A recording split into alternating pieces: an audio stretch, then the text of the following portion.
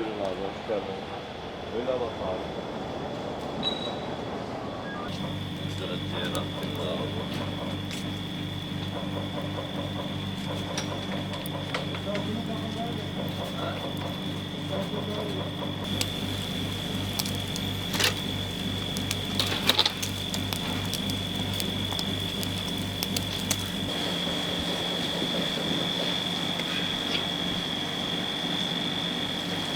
Yemeğimizde bu 2 kişilik yemeğimiz. Soğan salatası olmazsa olmazımız. Ezme salatamız. Mevsim salatamız. Tablacı salatamız. Tablacı salatamız soğan, domates, maydanoz. Pişmiş soğanımız. Şalgam olmazsa olmazımız. Afiyet olsun. Buyurun.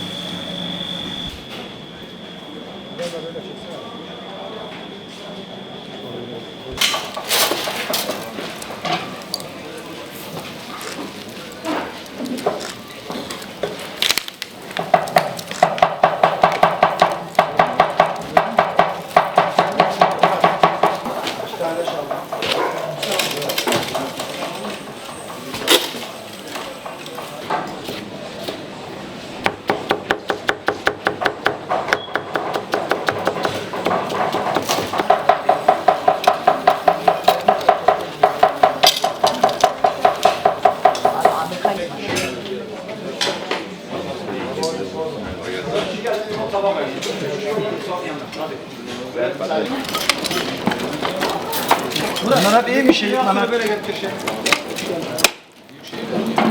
Ne üstü?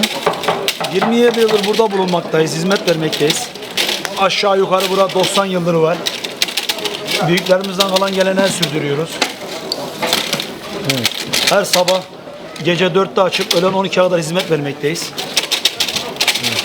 İşte gelen yiyor bu ciğeri. Evet. Bakmakla olmuyor. Kuzu ciğeri olması, günlük taze kesim olması. Fazla da bir sırrı yok bunun. Doğru olduktan sonra lezzeti kendiliğinden alabilirsiniz zaten ya.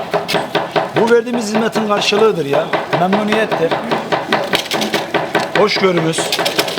Sevmeleri işte. Başka ne diyelim artık?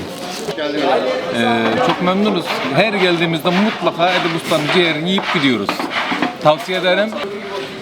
Tadına doyamazsın. Kesinlikle, kesinlikle ciğer yemeden Adana'dan gidilmez. Şalgam suyu içilmeden Adana'dan gidilmez. Doğma büyüme Adana'dayız hep beraber, arkadaşlarımla beraber. Fırsat buldukça geliyoruz. Adana'nın zaten yani her pazar olmazsa olmazı yani. Mesela çoğu şehir dışından arkadaşlarım geldi, yurt dışından arkadaşlarım geldi. Bunu tatmaları lazım yani. Nereden gelirlerse gelsinler. Ciğerinden tutun şuradan ne kadar.